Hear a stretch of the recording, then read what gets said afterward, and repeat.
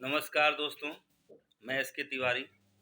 YouTube के channel entertainment and knowledge में आपका बहुत बहुत स्वागत है। और हमारे व्यूवर्स और दर्शकों से बताना चाहता हूँ, आज का टॉपिक है क्रेडिट कार्ड के इस्तेमाल करने से फ़ायदा और नुकसान।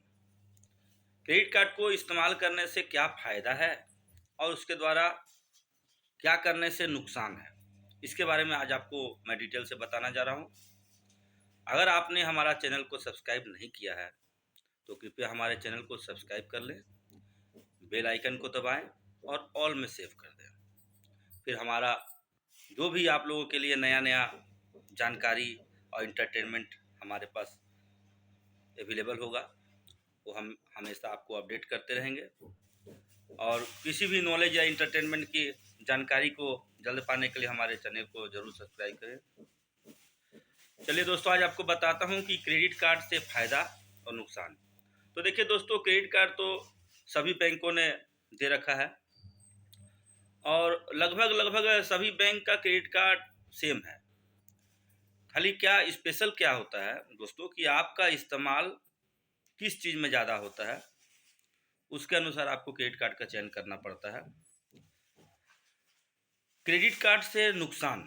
क्रेडिट कार्ड आपने इस्तेमाल किया है तो आप उसको ऑनलाइन परचेजिंग करने के लिए इस्तेमाल कर रहे हैं तो आपको कोई लॉस नहीं है। पहली बात, अगर उससे आप कैश विड्रॉ करना चाहते हैं तो ये एक नुकसान है। फिर भी दोस्तों, कभी अगर ज़रूरत पड़ गया, इमरजेंसी पड़ गया, तो आप पेटीएम और मोबीक्विक ऐप के द्वारा क्रेडिट कार्ड में वॉलेट में पैसा लेके फिर अपने अकाउंट में या किसी और के अकाउंट में भेजना चाहते हैं तो उसमें भेज सकते हैं। तो पेटीएम अकाउंट में दोस्तों चार्जेस लगभग 5% है और मोबीक्विक में क्रेडिट कार्ड से पैसा ट्रांसफ़र करने का अकाउंट में, बैंक अकाउंट में ट्रांसफ़र करने का चार्ज लगभग 4% के आसपास है।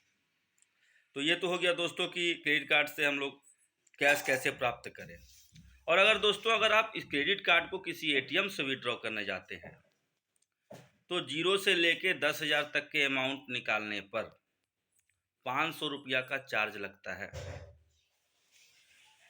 और माने जितना आपने निकाला प्लस 500 रुपया उसका चार्ज है, प्लस उसी दिन से उसका इंटरेस्ट भी चालू हो जाता है।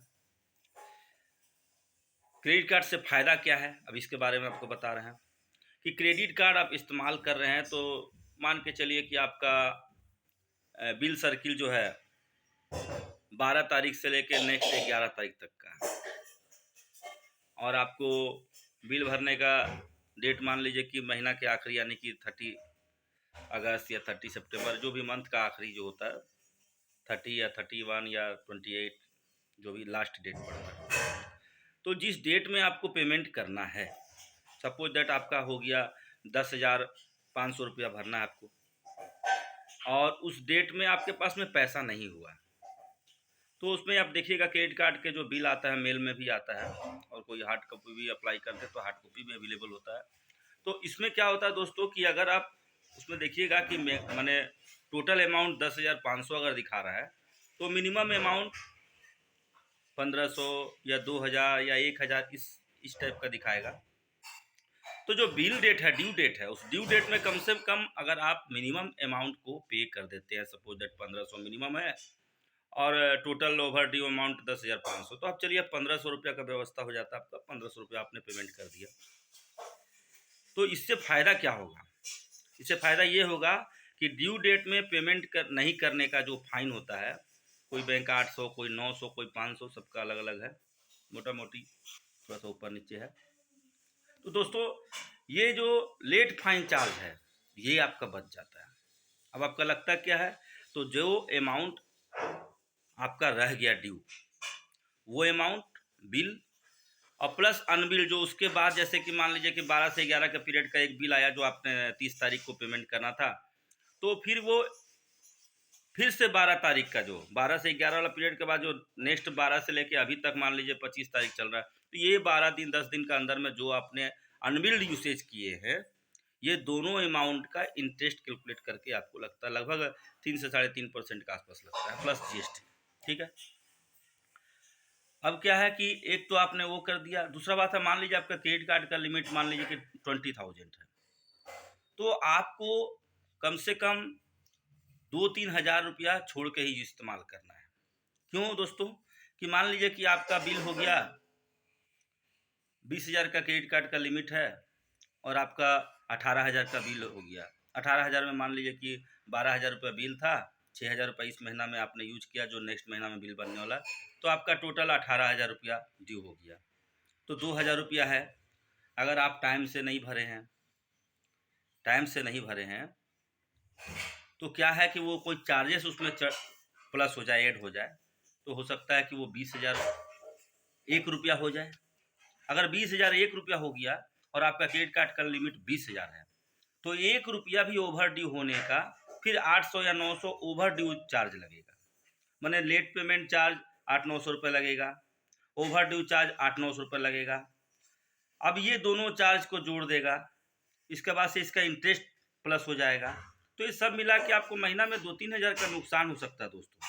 तो सबसे पहले तो ये ध्यान रखें कि आपका क्रेडिट कार्ड का लिमिट का 80% तक ही इस्तेमाल करें, कोशिश करें, और ड्यू डेट में अगर पेमेंट आपके पास अवेलेबल नहीं होता है तो कम से कम मिनिमम अमाउंट पेड कर दें, और इसके बाद नेक्स्ट बिल में आपका जो है ये इंटरेस्ट इंक्लूड होकर आएगा, लेट फाइन नहीं लगेगा, ओवर ड्यू नहीं लगेगा, और ये आप इसका इस्तेमाल कर सकते हैं।